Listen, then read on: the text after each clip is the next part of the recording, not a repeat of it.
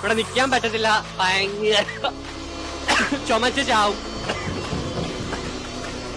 കുറച്ച് മല്ലിപ്പൊടി, കുറച്ച് മുളക് പൊടി, കുറച്ച് വെളിച്ചെണ്ണ, ഇതൊക്കെ വാങ്ങാനായിട്ട് ഒരു നൂജൻ മില്ലിലാണ് എത്തിയിരിക്കുന്നത്. ആലയിലുള്ള മിൽ ഫ്രഷിലാണ്. അപ്പൊ ഇത് നമ്മുടെ പ്രോസസിംഗ് ഏരിയ ആണ്.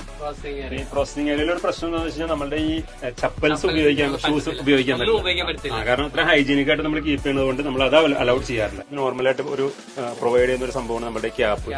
ന്യൂജൻ മിൽ എന്നുള്ള കൺസെപ്റ്റ് നമ്മൾ സ്വന്തമായിട്ട് തന്നെ ഉണ്ടാക്കുന്ന സാധനങ്ങൾ. ബ്രാൻഡിങ്ങിൽ നമ്മൾ സ്വന്തമായിട്ട് നമ്മുടെ മിൽ ഫ്രഷ് എന്നുള്ള ബ്രാൻഡിൽ നമ്മൾ സ്വന്തമായിട്ട് ഉത്പാദിപ്പിക്കുന്ന സാധനങ്ങൾ നമ്മൾ തന്നെ സ്വന്തം പാക്ക് ചെയ്തിട്ട് ഇവിടെ വയ്ക്കും. ഇതപ്പോ എത്ര കിലോ ആണ് ഈ മെഷീനിൽ മാക്സിമം ഇടാൻ പറ്റുന്നത്? ഈ മെഷീൻ അതെങ്ങനെയാണെന്ന് വെച്ചാൽ ഇത് മെഷീന്റെ കപ്പാസിറ്റി പറയുന്നത് പെർ അവർ എത്ര കിലോ പൊടിക്കാന്നാണ്.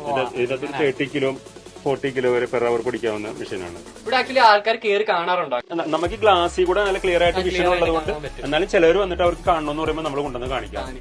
അപ്പൊ ശരിക്കും പറഞ്ഞാല് നമ്മൾ മേടിക്കുന്ന സാധനം നമ്മൾ കണ്ടുകൊണ്ട് തന്നെ തീർച്ചയായിട്ടും അവർക്ക് എന്ത് സംശയം ഉണ്ട് അവർക്ക് ഇവിടെ വന്ന് നിങ്ങൾ എങ്ങനെയാണ് ചെയ്യുന്നത് എല്ലാം നമ്മൾ എക്സ്പ്ലെയിൻ ചെയ്ത് കൊടുക്കാറുണ്ട്. അവർക്ക് റോ മെറ്റീരിയൽസ് കാണുമെങ്കിൽ റോ മെറ്റീരിയൽസ് കാണാം, എല്ലാം നമ്മൾ ചെയ്ത് കൊടുക്കാറുണ്ട്. നമ്മള് സീയിങ് ഇറ്റ് ബിലീവിംഗ് എന്ന് പറയുന്ന പോലെ കണ്ടുകൊണ്ട് സാധനങ്ങൾ മേടിക്കാം. നമ്മളുടെ പ്രൊഡക്റ്റിന്റെ ഒരു പ്രത്യേകത എന്ന് പറഞ്ഞു കഴിഞ്ഞാൽ നോർമൽ സൂപ്പർ മാർക്കറ്റിൽ നിന്ന് വാങ്ങിക്കുന്ന നോർമൽ ബ്രാൻഡുകളുടെ പൗഡറിനേക്കാൾ വളരെ കുറച്ച് നമ്മുടെ പൗഡർ ഉപയോഗിച്ചാൽ മതിയാവും. നോർമലി കസ്റ്റമേഴ്സിന് നമുക്ക് ഫീഡ്ബാക്ക് തന്നിരിക്കുന്നതാണ് അത്. ക്ലാസിക് സാമ്പാർ പൊടിയാണ് നമ്മൾ സാധാരണ നമ്മുടെ പഴയ കാലത്ത് ചെയ്തുകൊണ്ടിരുന്ന പോലത്തെ പ്രിസർവേറ്റീവ്സ് ഇല്ലാണ്ടാണ് നമ്മൾ സാമ്പാർ പൊടി ചെയ്യുന്നത്.